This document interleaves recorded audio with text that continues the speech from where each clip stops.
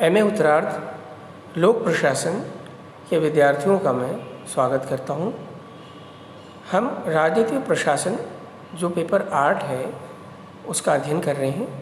अभी तक हमने राजनीतिक व्यवस्था, राजनीतिक संस्कृति और राजनीतिक विकास संबंधी अवधारणाओं का अध्ययन किया है। साथ ही साथ राजनीतिक प्रशासन के अध्ययन के विभिन्न दृष्टिकोणों की चर्चा की है। आज हम प्रशासनिक विकास की अवधारणा के बारे में जानने की कोशिश करेंगे। तो प्रशासनिक विकास क्या होता है, इसको जानने से पूर्व हम प्रशासनिक उद्देश्यों को समझने का प्रयास करें। आखिरकार प्रशासन जो शब्द है उसका एक ही उद्देश्य है कि प्रदत्त लक्ष्यों को कुशलता और मितव्ययतापूर्वक प्राप्त करना। तो अब इसी बात को लेकर कि क्या प्रशासन का उद्देश्य दिए गए लक्ष्य को कुशलता और मितव्ययतापूर्वक प्राप्त करने तक ही सीमित है या इसका कोई और व्यापक अर्थ भी होता है, इसी को लेकर मैंने अपनी बात शुरुआत की है कि हम इस बात को सबसे पहले समझें कि प्रशासनिक जो उद्देश्य हैं उसको दो दृष्टिकोणों से परिभाषित करने का प्रयास किया जाता है। पहला जो उद्देश्य होता है प्रशासन का, उसमें किन्हीं सामाजिक आर्थिक समस्याओं के निराकरण में राजनीतिक स्तर पर लिए गए निर्णयों को, यानी जो निर्णय राजनीतिक स्तर पर लिए गए सामाजिक आर्थिक समस्याओं के निराकरण में उनको दूर करने के लिए, तो वो जो निर्णय राजनीतिक स्तर पर लिए गए हैं वो प्रशासनिक स्तर को सौंप दिए जाते हैं, यानी नौकरशाही को सौंप दिए जाते हैं। और नौकरशाही से यह अपेक्षा की जाती है कि वह उन निर्णयों को, यानी लोक नीतियों को कुशलता और मितव्ययतापूर्वक प्रभावी तरीके से लागू करें। तो यहाँ पर समझने वाली दो बात है कि अगर हम प्रशासन को इस तरीके से परिभाषित करते हैं, इस तरीके से देखते हैं, तो इसमें राजनीतिक प्रशासन में द्विभाजन का जो एक सिद्धांत है, एक विचार है, वो यहाँ लागू हो जाता है। यानी राजनीतिक अलग प्रक्रिया है और प्रशासनिक प्रक्रिया अलग है, यानी उसकी क्रिया अलग है, राजनीतिक उद्देश्य अलग है, राजनीति द्वारा भिन्न स्तर पर कार्य किए जाते हैं। तो यहाँ पर राजनीति द्वारा क्या किया जाता है कि जनता की इच्छाओं के अनुसार लोक नीतियों का निर्धारण, यह राजनीति का काम, इसमें प्रशासन शामिल नहीं है। और प्रशासन कहाँ से शुरू होता है? जब नीतियाँ बन जाती है, यानी लोक नीति बन जाती है, राजनीतिक स्तर पर उसका निर्धारण हो जाता है, तो वह जो नीति है वो लोक सेवकों को या नौकरशाही को सौंप दी जाती है। अब उनका उद्देश्य यह है कि यह जो उनको दिया गया लक्ष्य है, प्रदत्त लक्ष्य है, इसको कुशलता और मितव्ययतापूर्वक लागू करना। तो यहाँ पर उनसे अपेक्षा क्या की जाती है कि जो प्रशासन है वो एक अच्छे मशीन के रूप में कार्य करे, एक ऐसा एक यांत्रिक व्यवस्था के रूप में प्रशासन को देखा जाता है, एक अच्छे मशीन के रूप में यह कार्य करे और जो काम सौंपा गया उसको कुशलता और मितव्ययतापूर्वक उसको पूरा करे। तो यंत्र का प्रारूप और यंत्र की प्रक्रिया, यंत्र की जो गतिकी है, ये इम्पॉर्टेंट हो जाता है अगर हम राजनीतिक प्रशासन विभाजन से प्रशासन को परिभाषित करने का प्रयास करें। दूसरी ओर दूसरा जो दृष्टिकोण है प्रशासन को या प्रशासनिक क्रियाओं को समझने का, वो ये कहता है कि सामाजिक आर्थिक समस्याओं के निराकरण में प्रशासन को शासन के एक सक्रिय अभिकर्ता के रूप में सहयोग करना चाहिए, उसको कार्य करना चाहिए। यानी उसकी भूमिका क्या है कि शासन का एक सक्रिय अभिकर्ता है, यानी यह सरकार का एक चीफ एजेंट कह लीजिए, एक इम्पॉर्टेंट पिवोटल रोल प्ले करता है, महत्वपूर्ण रोल प्ले करता है शासन की ओर से। यानी ये शासन का कह सकते हैं क्रियात्मक पक्ष है और क्रियात्मक भाग है, और इसका उद्देश्य है कि हमें सामाजिक आर्थिक जो समस्याएं हैं उनको दूर करना है, उनमें बदलाव लाना है, परिवर्तन लाना है, ताकि नागरिकों का जीवन बेहतर किया जा सके। तो यदि यह सोच है प्रशासन को लेकर, तो यह दृष्टिकोण जो है प्रशासन को राजनीति के एक सहयोगी घटक के रूप में प्रशासन को राजनीतिक सहयोगी घटक के रूप में देखा जाता है।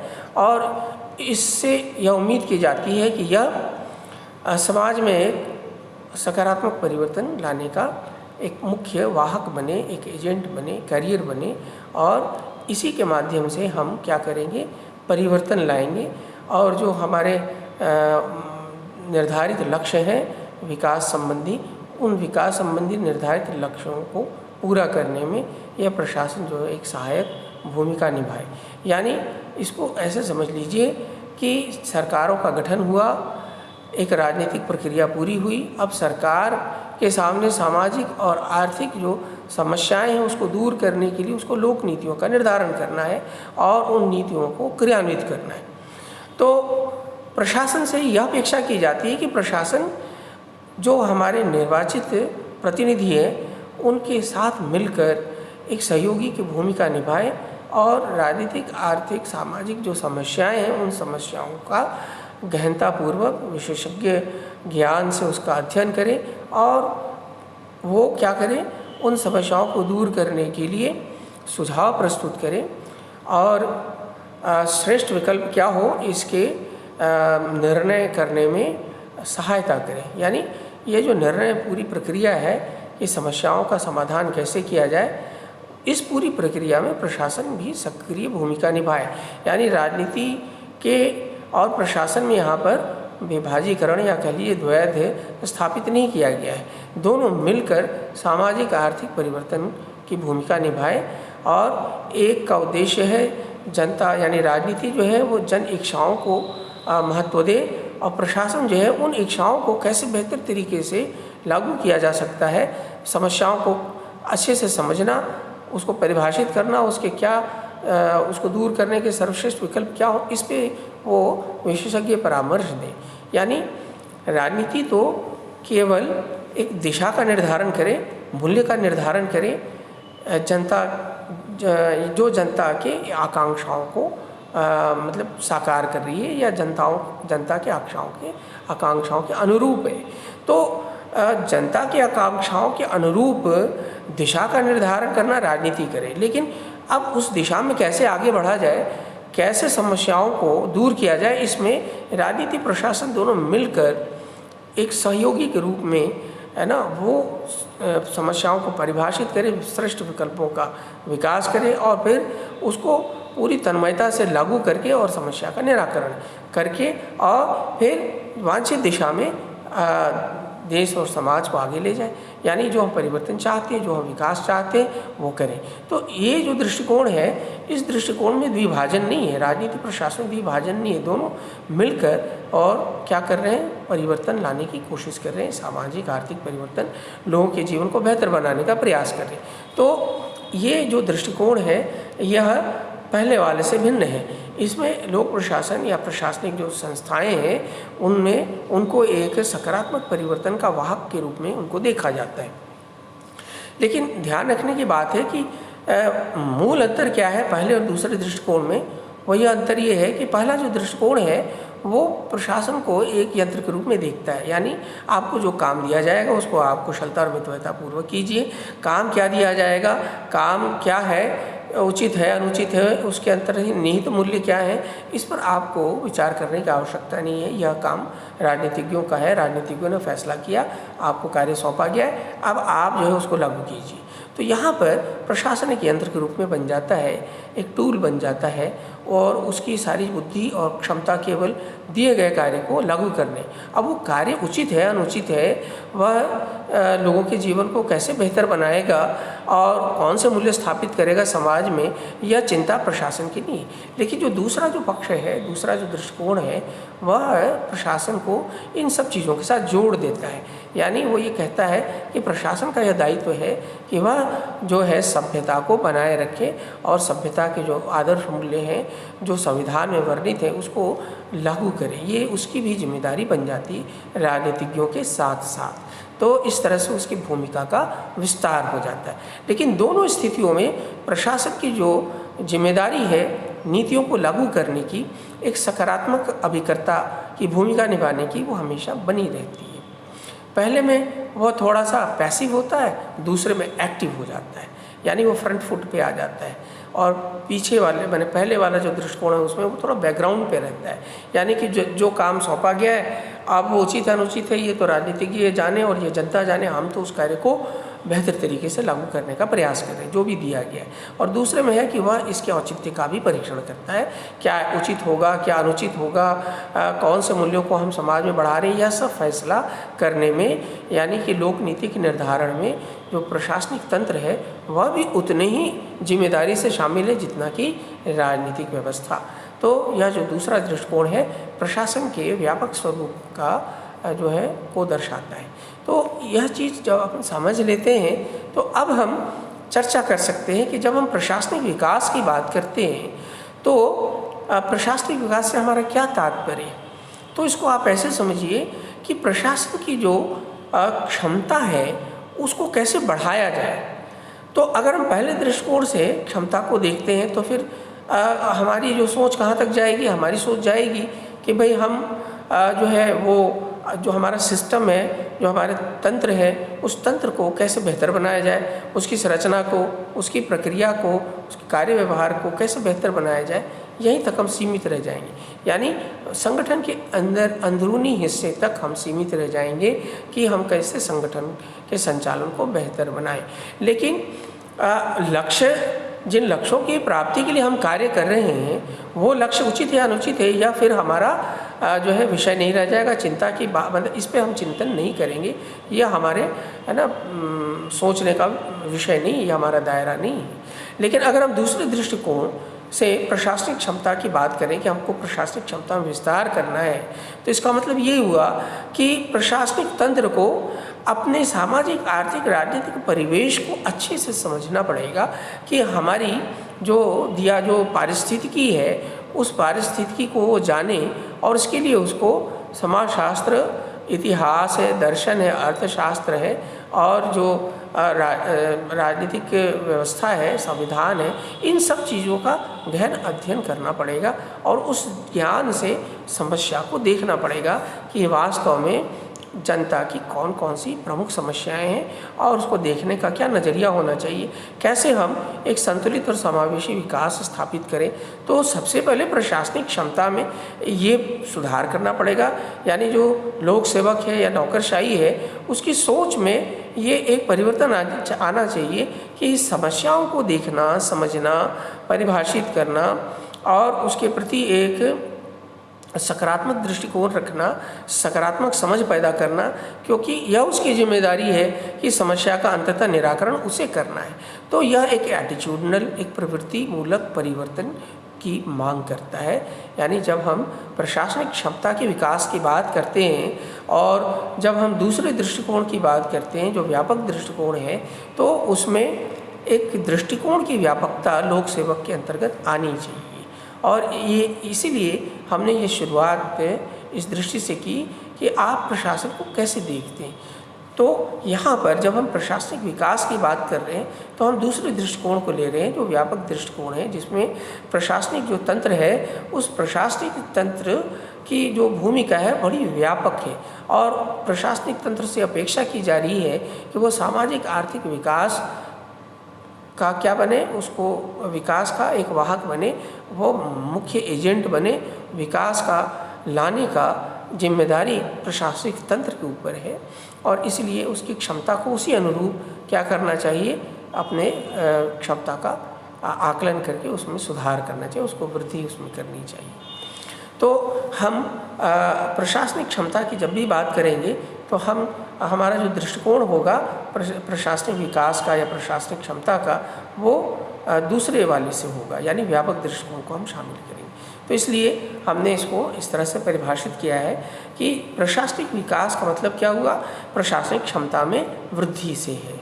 और प्रशासनिक क्षमता से तात्पर्य क्या है कि हमारा जो लक्ष्य है उस लक्ष्य को दक्षतापूर्वक, कुशलतापूर्वक, प्रभावशाली तरीके से प्राप्त करने के लिए क्या हम सक्षम निर्णय ले सकते हैं और क्या उसको लागू करने की हम में योग्यता और संभावना है, क्या हम में कैपेबिलिटी है, क्या हम में एबिलिटी है, क्या हम हर दृष्टि से जो भी हम निर्णय लेते हैं, निर्णय लेने की क्षमता भी है, हम किसी भी प्रकार के निर्णय ले सकते हैं और निर्णयों को लागू करने की हम क्षमता भी। अगर ऐसी स्थिति है तो हम कहेंगे कि यह सक्षम प्रशासनिक तंत्र है। यानी प्रशासनिक क्षमता दो बातों पर निर्भर करती है कि क्या आप जो भी आपका अपेक्षित लक्ष्य है उस लक्ष्य को प्राप्त करने के लिए आप प्रभावी निर्णय ले सकते हैं, ये नंबर 1 हुआ। नंबर 2, क्या आप उन निर्णयों को सही तरीके से लागू करके और जो अपेक्षित लक्ष्य है उसको पूरा कर सकते हैं। अगर आप ये दोनों कर सकते हैं तो हम कहेंगे कि आप सक्षम प्रशासनिक तंत्र हैं।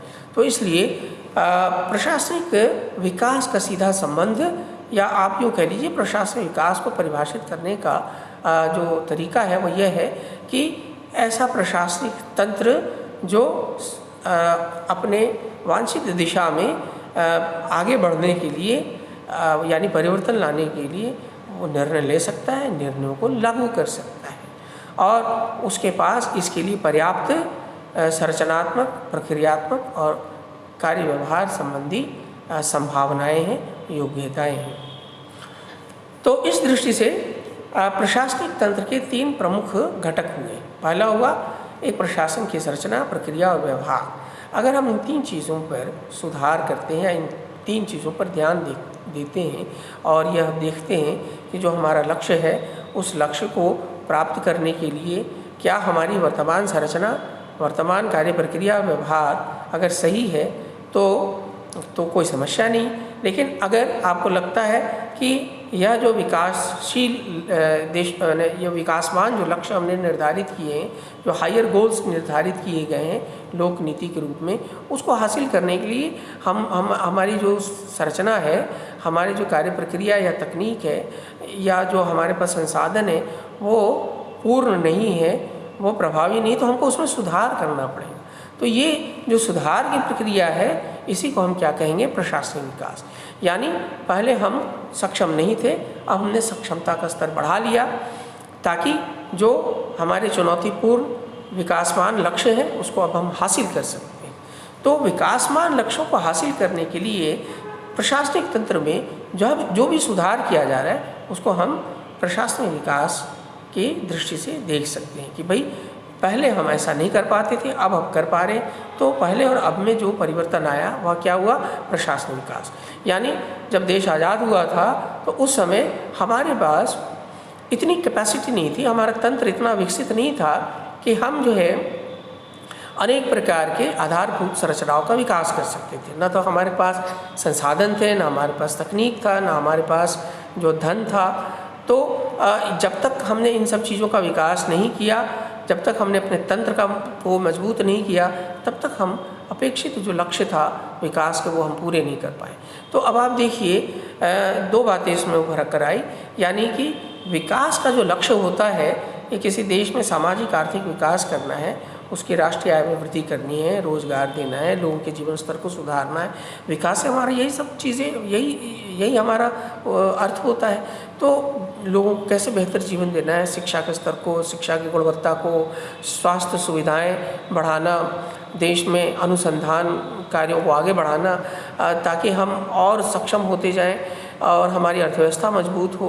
तो ये विकास के जो लक्ष्य हैं यह सब आखिरकार कैसे पूरे किए जाएंगे, इसको पूरे करने के लिए हमें तंत्र की सक्षमता को बढ़ाना है। तो तंत्र की जब हम सक्षमता बढ़ाते हैं तो हम कहते हैं कि हम प्रशासनिक विकास की बात कर रहे हैं। यानी जब तक प्रशासनिक तंत्र का विकास नहीं होगा तब तक हम विकास के जो लक्ष्य है उसको हासिल नहीं करेंगे।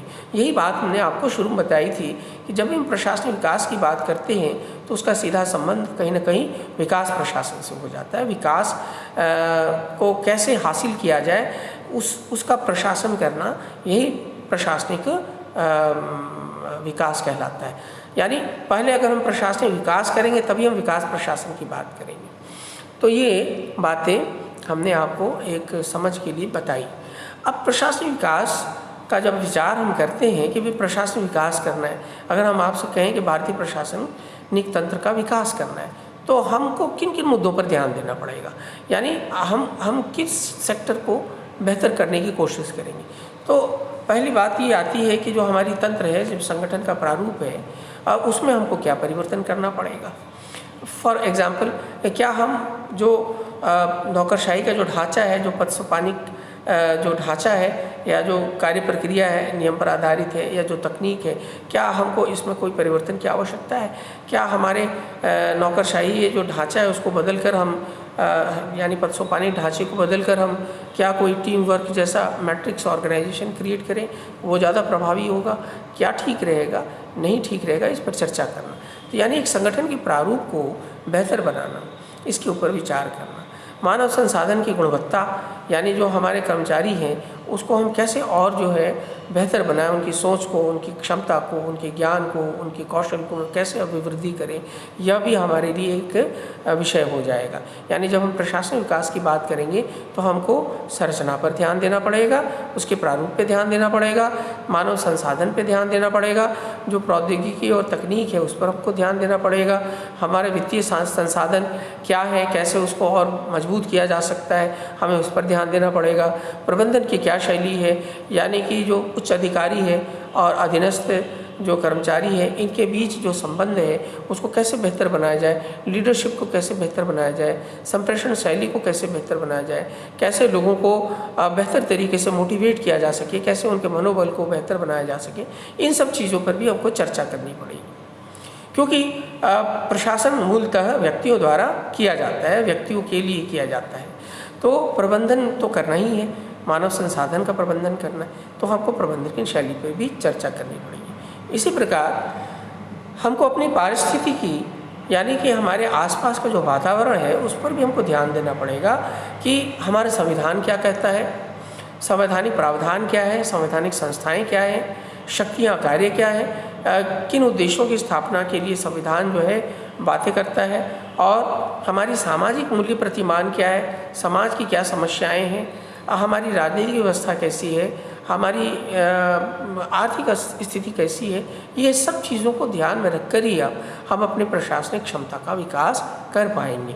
इसीलिए जब भी प्रशासनिक विकास की बात होती है तो हमें इन सब चीज़ों पर ध्यान देना पड़ता है कि तंत्र की सक्षमता को कैसे बढ़ाएं, और तंत्र की सक्षमता हमेशा संदर्भों में देखी जाती है, यानी कि जो हमारी पारिस्थितिकी चुनौतियां हैं उसके संदर्भ में हम अपनी सक्षमता को कैसे बढ़ाएं। तो इसलिए सबसे पहले हमको पारिस्थितिकी कारकों का अध्ययन करके और उस अनुरूप अपनी क्षमता में का आकलन करना और उसमें कैसे वृद्धि की जाए, इसकी चर्चा करनी पड़ती है। तो मेरे ख्याल से आपने ये विषय समझ लिया कि हम प्रशासनिक विकास में क्या चर्चा करने जा रहे हैं।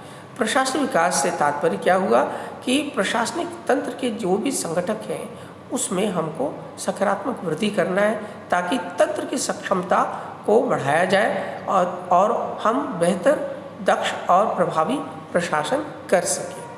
तो इसको अगर हम संक्षेप में कहें तो प्रशासनिक विकास कैसे किया जाएगा, क्या साधन होंगे, क्या तरीका होगा, तो इसको हम 3 तरीकों में ब्रॉडली क्लासिफाई कर सकते हैं, देख सकते हैं कि प्रशासनिक उद्विकास की प्रक्रिया के माध्यम से हम प्रशासनिक विकास कर सकते हैं, प्रशासनिक सुधार के द्वारा हम प्रशासनिक विकास कर सकते हैं, और नवाचार के माध्यम से हम प्रशासनिक विकास कर सकते हैं।